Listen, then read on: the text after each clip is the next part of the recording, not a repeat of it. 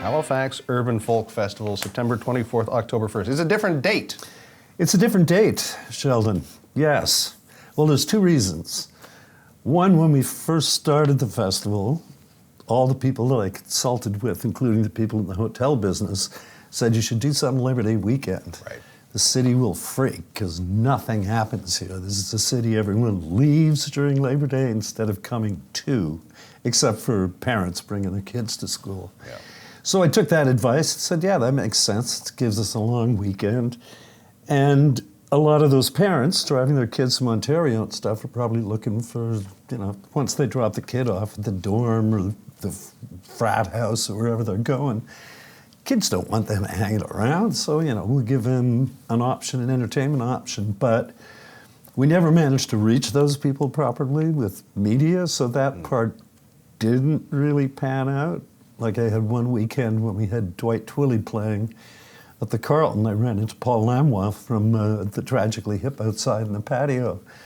And we had a chat. He was bringing his daughter to school at Dal or something, and he looked up and he went, Dwight Twilley was here last night? And I went, yeah, Dwight Twilley was here last night. And he went, God, why didn't I know that? Oh, wow. So over the years, more stuff started happening in Halifax over Labor Day. Plus the people that we started the festival out with, the audience, started to get older, have kids, as they go to the cottage, there's more demands on their time, and hotel rooms just went through the roof. Yeah. So this year, we talked about it for a couple of years, and I hired a new festival manager, Steve Antold, who sort of MC's Danfest for the last 25 years, and he's been, he used to manage Bruce Guthrow, and I've known him for a million years. And he was going to the Tonder Festival, I think, in Denmark, and he'd already committed to that, and it was over the Labor Day weekend. So he said, well, this is a good time to move it then, because, and the other reason was, back in those days when we first started out, the pop explosion was happening, and it was a big deal, and that was like third week in October. Right. That's too close. We wanted to remain, give ourselves some distance from that.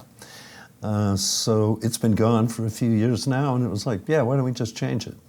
Remains to be seen whether it's a smart move or not, but it can't hurt, I don't think. You've got some heritage now. How many years? Mike Campbell, you started this when? 2010, I guess. Okay. So this is like the 14th year for it.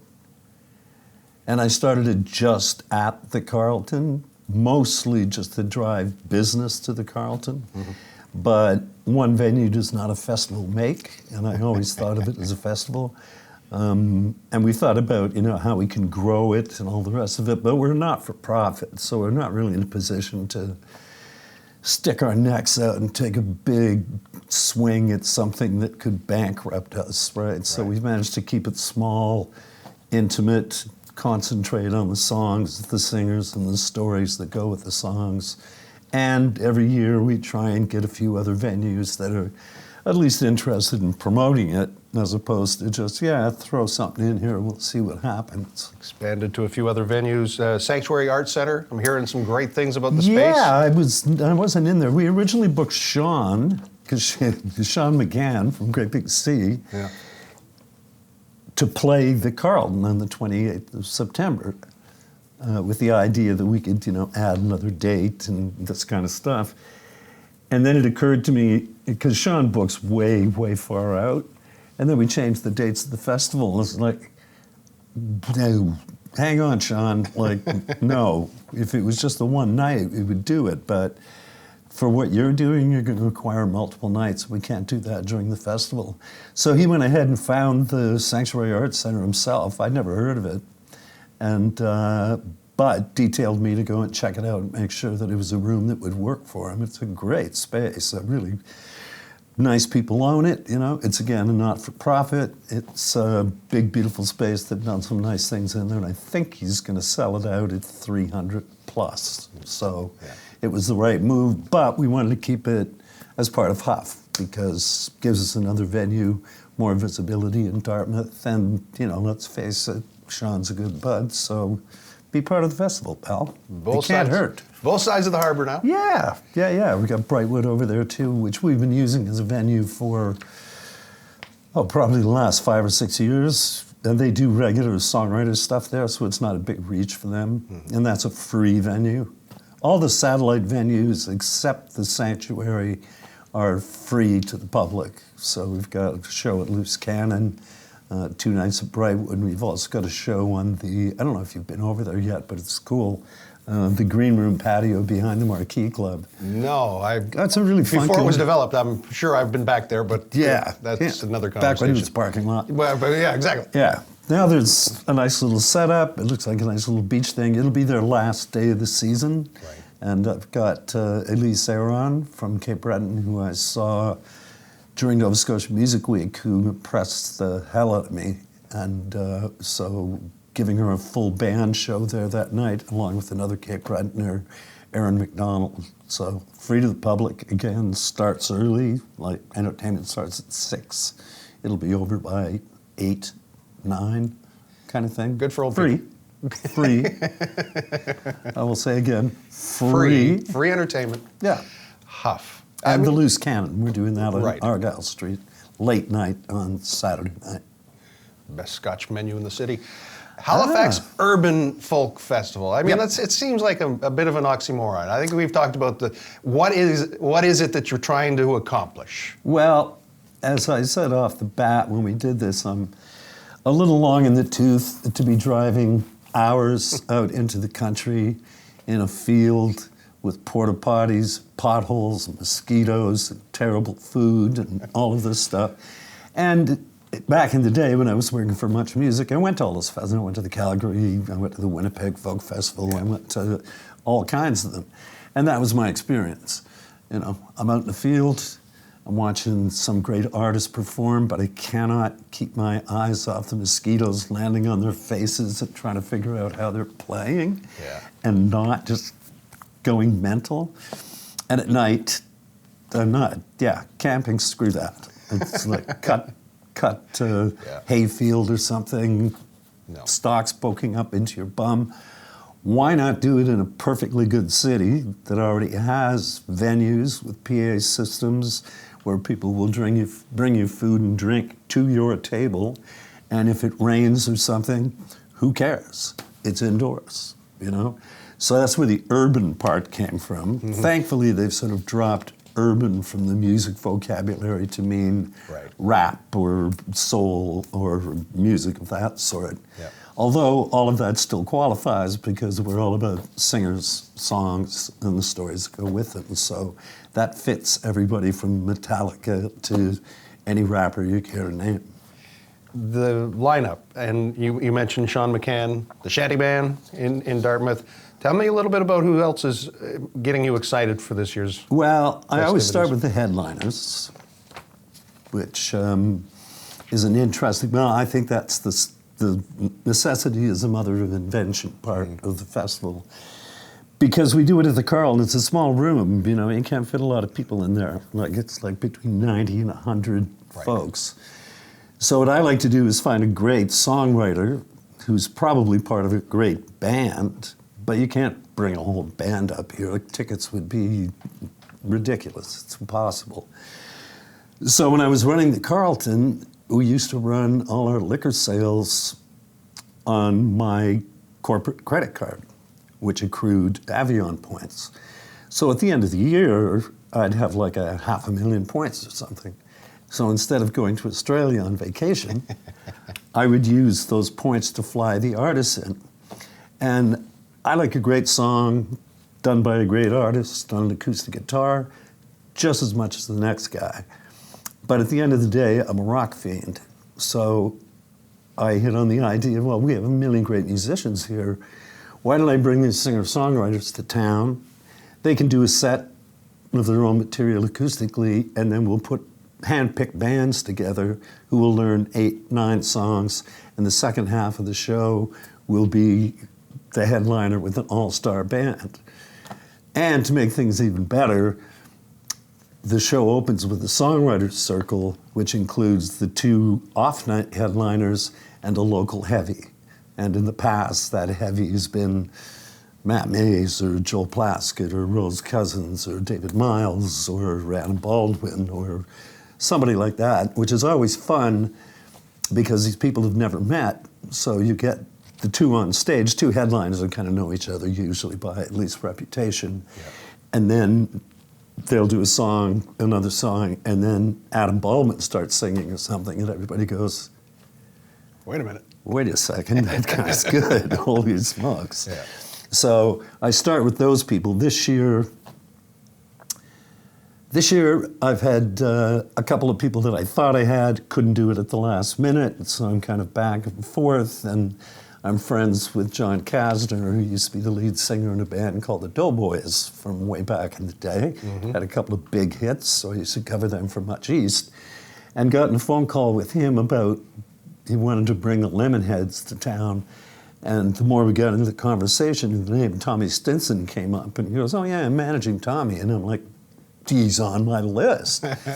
So we got Tommy Stinson from one of my favorite bands, The Replacements, and many people will probably forget that he was also the lead guitar player in Guns N' Roses for like 12 years or something. Although he will not be doing Replacement songs, and he's certainly not going to be doing Guns N' Roses no GNR? songs. Okay. But he's got plenty of great solo stuff, and he's also had a couple of really cool bands. One I really like called Bash and Pop. That one sold out almost immediately, which doesn't surprise me. We also have Mary Gaucher, who played the Carleton before. One of the best shows I've ever seen there. She's kind of the closest thing we've got, or certainly coming to this part of the country, than say Lucinda Williams, because she's in the same ballpark. You know, lyrics are great. She's also a writer. She's written a book. Super, super interesting human being. And then I always like to book somebody from left field, somebody that I think is fantastic that most people probably have never heard of. Last year, that choice was a guy named Aaron Lee Tasjan, who put on one of the best shows I've ever seen anywhere. But nobody knew who the hell he was before he came to the festival. Super laid back, unbelievable guitar player, like first call session guitar player. He's played with everybody from the New York Dolls to any kind of music you want to name. Right. So this year, that artist is Bobby Bear Jr. And he's a Nashville cat. He's been there forever. In his bio, which I had to write because it doesn't even have one, he was like, my musical career peaked when I was 8 years old, and I was nominated for a Grammy along with my father for a duet that he did, a country duet in like 1962 or something ridiculous, or 66. But he's got a ton of great solo material. Robbie Crowell, who used to play with Matt Mays here in town, he's been in Nashville for years. He's a big session player. He's also the drummer in a really good country band called Midland these days, but he plays a million sessions. And he said, you should get Bobby. He's fantastic. He's funny. He's on an entertainment level. He's as good as Steve Poltz. And I was like, That's high praise. that's high praise. Yeah.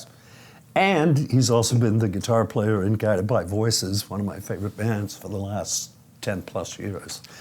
So those are the headliners, and then they kind of fill in the rest of it. Actually, the first artist I booked was an artist from the UK called Grace Petrie, who I booked last year at the Carleton. Not because I'd ever heard of her, because I hadn't. Not because I thought she'd sell tickets, because if I haven't heard of her, chances are nobody else has. Yeah. But I took a look at some of her stuff, and it was just too good. It's like, well, we're going to book her. She understands it's a door deal. She might not make any money, but it'll give her a show to rehearse on her way to Ottawa, where she had a real gig. And she's kind of, she's pint-sized. She's been described as the female Billy Bragg, which is not to say that's not a worthy comparison, because it is. She comes from the same place. She's angry about everything. Okay. Politics especially.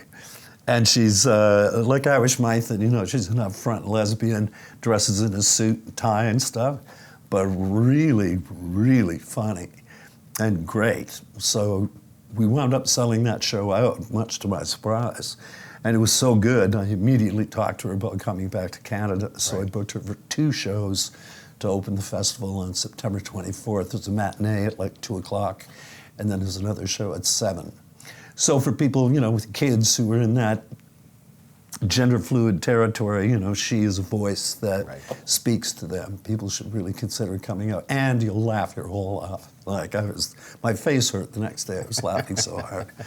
And then I ran into, I was thinking of somebody else, and I was reading a lot about Tara McLean's new album and new book, Sparrow, and she was a friend from back in the Much Music days when she was playing in Shea with Davenant Doyle and Kim Stockwood.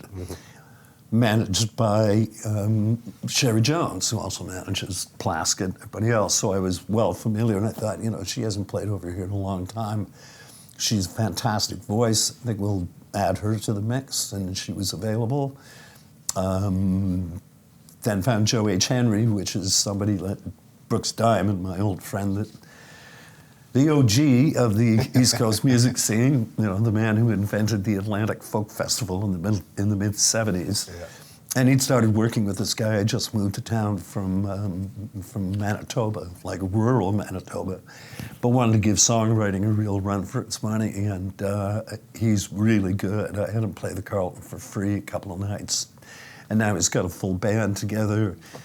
And he did some song he wrote for the firefighters during the big Scotiabank Center benefit that they had, blew everybody away. So I said, let's throw him in there. He's ready for the big stage. And then Pretty Archie from Cape Breton. Haven't had an album out in a while. They were kind of like a pub band when I was first booking them. They always did well at the Carleton, but their new record is it's a whole level above what they were doing. And I kind of thought that would do okay. That's sold out already, too. Right. And then the Hello Darlings on the 28th, I guess, the Thursday, we had at the Carleton. They did a fantastic show. They're from Alberta.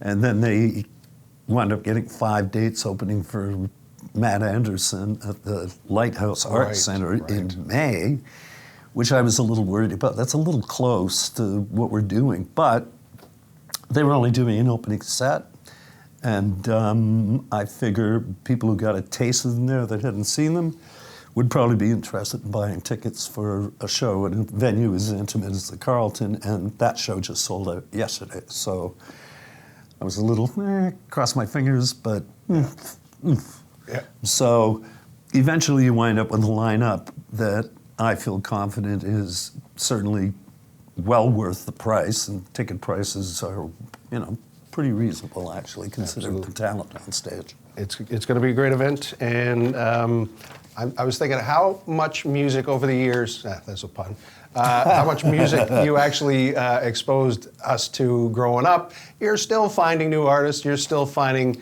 great tunes and turning us on to it, so hats off to you for that. It's part of my I consider it sort of part of my job. I've had this conversation with a bunch of people recently. It's like, when I used to work in record stores way back when, like A&A Records on Yonge Street in Toronto, and managing my own record stores in Ottawa, I could safely say without fear of contradiction that I would know pretty much every album that came out during the course of a year, because you could count them.